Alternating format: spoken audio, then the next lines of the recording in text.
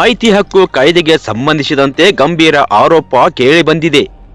ಇಂದು ಮಾಹಿತಿ ಹಕ್ಕು ಆಯೋಗದ ಅಧಿಕಾರಿಗಳು ಗಮನ ಹರಿಸಬೇಕಾದ ಪ್ರಕರಣವೆಂದು ಸ್ಥಳೀಯರು ಆಗ್ರಹಿಸುತ್ತಿದ್ದಾರೆ.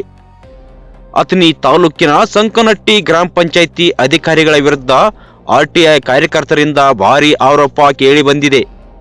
15 ಹಣಕಾಸು ಆಯೋಗದ ಅನುದಾನಕ್ಕೆ ಸಂಬಂಧಿಸಿದ ಮಾಹಿತಿಯನ್ನು ಕೇಳಿದ ಆರ್ಟಿಐ ಕಾರ್ಯಕರ್ತ ಸೂರಜ್ ಕೋರೆ ಅವರಿಗೆ ಮಾಹಿತಿ ನೀಡುವ ಬದಲು ಹಣ ಆಮಿಷಿ ತೋರಿಸಲಾಗಿದೆ ಎಂಬ ಆರೋಪ ಇದೆ. ಸೂರಜ್ ಕೋರೆ ಅವರ ಹೇಳಿಕೆಯ ಪ್ರಕಾರ ಮಾಹಿತಿ ನೀಡಲು 3,010 ರೂಪಾಯಿ ಚಲನ್ ತುಂಬುವಂತೆ ಪತ್ರ ಕಳಿಸಲಾಗಿದೆ. ಆದರೆ ಚಲನ ಕಟ್ಟಲು ಹೋದಾಗ ಆರ್ಟಿಐ ಬೇಡ, 1,000 ರೂಪಾಯಿ ತೆಗೆದುಕೊಳ್ಳಿ ಎಂದು ಹೇಳಿ ಹಣದ ಆಮಿಷ ತೋರಿಸಲಾಗಿದೆ. ಈ ಸಂಬಂಧ ಕಾರ್ಯಕರ್ತರು ವಿಡಿಯೋವನ್ನು ಸೆರೆ ಹಿಡಿದಿರುವುದಾಗಿ ತಿಳಿದು ಬಂದಿದೆ. ಏನೈತ್ರಿ?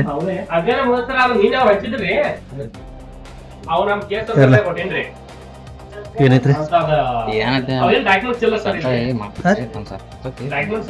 ನಾವು 1,000 ರೂಪಾಯಿ ಮಾಡು ಮಿಷನ್ ಚಲನ್ ಹರ್ಕತ್ ನಾ ಯಾನ ರಕ್ತ ಸಲಹೆ ಬಂದಿಲ್ರಿ. ಅಂದ್ರೆ ರಕ್ತ ಸಲಹೆ ಬಂದಿಲ್ಲ. ಇಲ್ಲ ಅವ್ರು ಸರ್ ಅದು ಅವ್ರಿಗೆ ಭೇಟಿ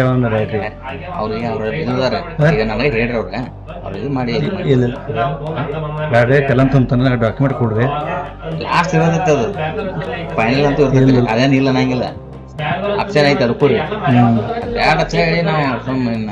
ಮಾಹಿತಿ ಹಕ್ಕು ಕಾಯ್ದೆಯಡಿ ಮಾಹಿತಿ ಕೇಳಿದವರಿಗೆ ಈ ರೀತಿ ಪ್ರಲೋಭನೆ ನೀಡುವುದು ಕಾನೂನು ಬಾಹಿರ ಎಂದು ಕಾರ್ಯಕರ್ತರು ಆರೋಪಿಸಿದ್ದಾರೆ.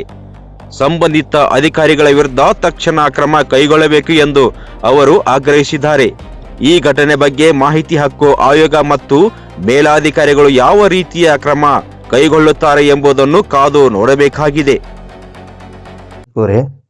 ನಾನು ಇದೇ 2025 ಗ್ರಾಮ ಪಂಚಾಯಿತಿ ಅಥಣಿ ಗ್ರಾಮೀಣ ಸಂಕೋನಟ್ಟಿಯಲ್ಲಿ ಮಾಹಿತಿ ಹಕ್ಕದಲ್ಲಿ ಒಂದು ಮಾಹಿತಿ ಕೇಳಿದ್ದೆ.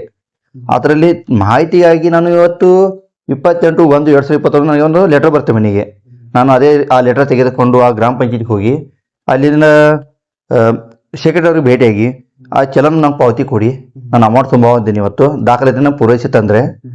ಅದೇ ರೀತಿ ಅವ್ರಂತಾರೆ PDO ಸರ್ ಅವ್ರ ಹೇಳಿದ್ದಾರೆ, ಏನಾದರೂ ತಗೋರಿ 1,000 ರೂಪಾಯಿ ತಗೋರಿ, 1,000 ರೂಪಾಯಿ ತೊಗೊಂಡು ಮುಗಿಸ್ಬಿಡ್ರಿ, ಸುಮ್ಮನೆ ಇದೆಲ್ಲ ಮಾಡಬೇಡಿ. ನಮಗೆ ಒಂದು ಹಣದ ಆಮಿಷ ತೋರಿಸಿದ್ರೆ, ನಾನು ಹಣದ ಆಮಿಷಕ್ಕೆಲ್ಲ ಇದೊಂದು ಭ್ರಷ್ಟಾಚಾರ ಆಗಿದೆ ಆ ಗ್ರಾಮ ಪಂಚಾಯತಿಯಲ್ಲಿ. ಅವರೇ ಕೊಟ್ಟಂತ 3,010 ರೂಪಾಯಿ ಅಮೌಂಟ್ ಇಲ್ಲಿ ತೋರಿಸ್ತಾ ಇದೆ.